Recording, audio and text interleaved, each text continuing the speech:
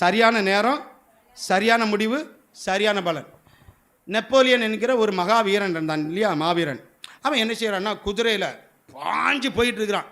அவன் வேகத்தை பார்த்தாச்சுன்னா மறு கரையை, மறு எல்லையை இன்னும் 5 நிமிஷத்தில் தொற்றுவான் போல. அப்படித்தான் அவ்வளோ வேகமாக போகிறான். ஆனால் அந்த வேகத்தில் போயிட்டு இருக்க நிமிஷத்தில் தூரத்தில் பார்க்குற நிமிஷத்தில் ஒரு அதாள பாதாளம்.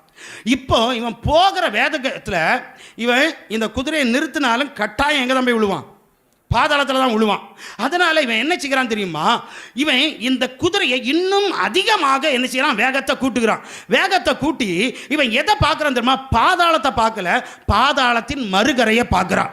மறுகரையை பார்த்து வேகமாக வந்து அந்த குதிரையை ஜம்ப் பண்ண வைக்கிறான். அந்த குதிரை ஜம்ப் பண்ணி மேலே ஏறி அந்த பாதாளத்தின் முக்கிய இடம், முக்காவாசி தாண்டக்கூடிய நேரத்தில் இனி தாண்டாது என்கிற நிலைமை வர சமயத்தில் அந்த குதிரையில் இருந்து இவன் ஜம்ப் பண்ணி நேர மறுகரைக்கு தாண்டி